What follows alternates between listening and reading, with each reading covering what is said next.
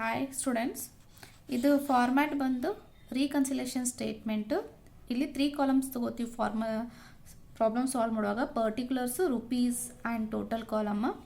So format ಬಂದು profit as per cost account ಕೊಟ್ಟಿದ್ರು ಒಂದು, ಅಥವಾ loss as per financial account ಅಂದರು ಒಂದು. Both are same. Profit as per cost account ಅಂದರು ಒಂದು, or loss as per financial accounts. So ನಾವು ಏನು ಫೈಂಡ್ ಔಟ್ ಮಾಡೋದಿರ್ತೈತಿ, profit as per financial accounts or loss as per cost account ಅಂತ ಇರುತ್ತೆ.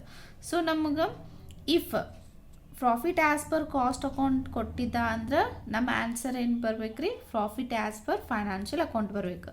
So ನಾವು ಏನೇನು ಆ್ಯಡ್ ಮಾಡ್ತೀವಿ ಅಂದ್ರೆ, over absorption of over heads in cost account. ಅಂದ್ರೆ ಕಾಸ್ಟ್ ಬುಕ್ಕಲ್ಲಿ ಓವರ್ ಚಾರ್ಜಸ್ ಏನಾದರೂ ಎಕ್ಸ್ಪೆನ್ಸ್ ಓವರ್ ಚಾರ್ಜಸ್ ಆಗಿತ್ತಂದರೆ ಆ್ಯಡ್ ಮಾಡ್ತೀವಿ. ಅದು ಅಂಡರ್ ಚಾರ್ಜಸ್ ಆಗಿತ್ತಂದ್ರೆ ಲೆಸ್ ಮಾಡುವಂಥದ್ದು ಏನ್ರಿ. ಒಂದನೇದು ಪಾಯಿಂಟ್ ಏನು, ಓವರ್ ಚಾರ್ಜಸ್ ಅಥವಾ over charges of expenses. Cost ಬುಕ್ಕಲ್ಲಿ ಓವರ್ ಚಾರ್ಜಸ್ ಮಾಡಿದ್ರೆ ಎಕ್ಸ್ಪೆನ್ಸನ್ನು ಆ್ಯಡ್ ಮಾಡುವಂಥದ್ದು.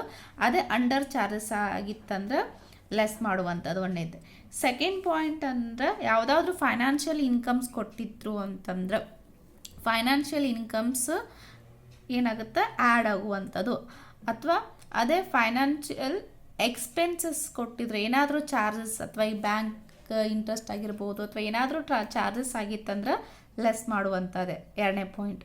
ದೆನ್ ಕೆಲವೊಂದು ಸರಿ ಏನು ಮಾಡ್ತೀವಿ, ಕೆಲವೊಂದು ಐಟಮ್ಗಳನ್ನು ಕಾಸ್ಟ್ ಬುಕ್ಕಲ್ಲಿ ಅಷ್ಟು ಚಾರ್ಜಸ್ ಮಾಡ್ತೀವಿ, ಫೈನಾನ್ಷಿಯಲ್ ಅಕೌಂಟಲ್ಲಿ ಮಾಡಿರಲ್ಲ. ಸೊ ಅದನ್ನು ಕನ್ಸಿಡ್ರೇಷನ್ ಮಾಡಬೇಕು.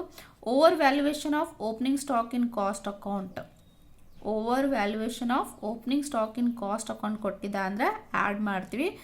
ಅದೇ under valuation of opening stock in cost account ಕೊಟ್ಟಿದ್ರಂದ್ರೆ ಲೆಸ್ ಮಾಡುವಂಥದ್ದು.